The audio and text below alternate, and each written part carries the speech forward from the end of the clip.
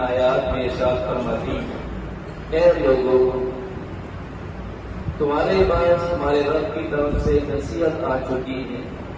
اللہ تبارک و تعالیٰ صرف ایمان والوں کو خطاب نہیں فرما رہے ہیں اے ایمان والوں تمہارے پاس نصیحت آئی ہے، بلکہ اللہ تبارک و تعالیٰ سارے ہی انسانوں کو متوجہ کر کے فرما رہی ہیں.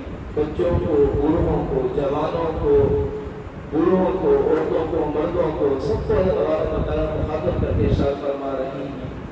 سارے مسلمانوں کو، سارے کافروں کو مخاطب کر کے ارشاد فرما رہی ہیں یا ایھا الناس اے لوگوں تمہارے پاس ہمارے رب کی طرف سے نصیحت آ چکی ہے.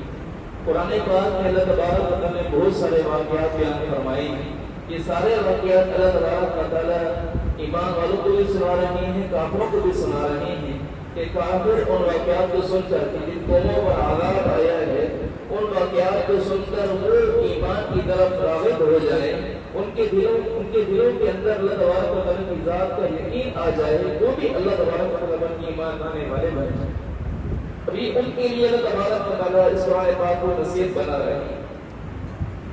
اور ایسا ناصح ہے کہ اللہ کے نبی صلی اللہ علیہ وسلم کی حدیث دعا کا فرماتا ہے کہ اللہ کے نبی صلی اللہ علیہ وسلم ارشاد فرماتے ہیں کہ دو چیزوں کو یاد رکھو، دو چیزوں کو یاد رکھو. ایک بولنے والا ہے، دوسرا خاموش.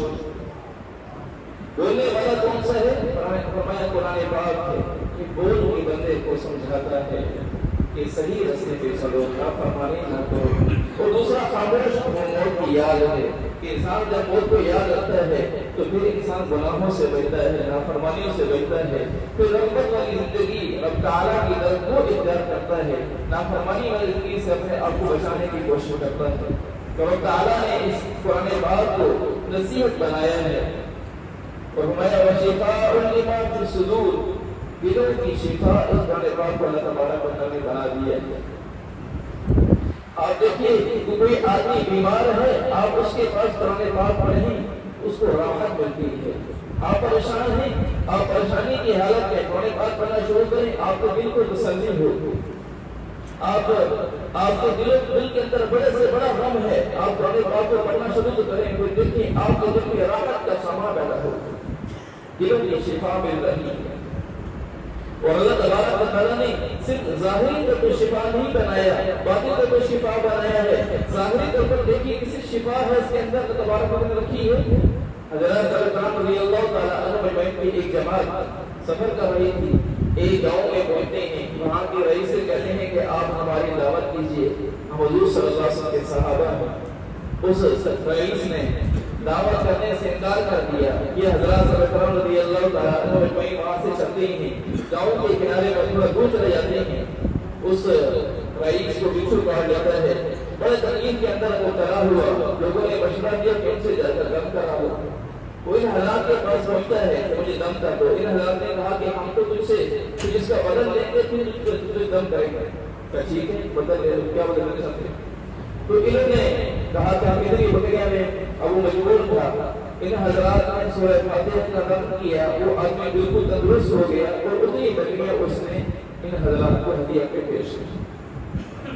قرآن پاک دلوں کی شفا بھی ہے، ظاہری طور پر بھی شفا ہے. لہٰذا اللہ تبارک و تعالیٰ نے ایسی رحمتیں رکھی ہیں کہ جو آدمی قرآن پاک پڑھتا رہتا ہے اس بندے کے دل کے اندر سے عیون نکلنا شروع ہو جاتی ہیں، بھلائی خیریں داخل ہونا شروع ہو جاتی ہیں. ایک آدمی کے دل کے اندر اگر کینہ، بغض ہے، حسد ہے، قرآن پاک کو پڑھنا شروع کرے اس کے دل کی صفائی حاصل ہونا شروع ہوگی. دل کے اندر تکبر ہے، تکبر ختم ہونا شروع ہوگا. دل کے اندر راحت آنا شروع ہوگی، عاجزی آنا شروع ہوگی. اللہ کے سامنے رونا گڑگڑانا ہی نصیب ہو جائے گا. اور فرمایا کہ یہ آدمی جو آدمی قرآن پاک سے نصیحت حاصل کر چکا ہے، دلوں کی شفا اس کو حاصل ہوئی، اب اس آدمی کو ہدایت ملی. اب یہ بھلائی کے راستے پہ چلے گا. اب یہ آدمی اپنے آپ کو گناہوں سے بچا کے چلنے والا ہوگا. یہ ہر اس عمل کو اختیار کرے گا جس سے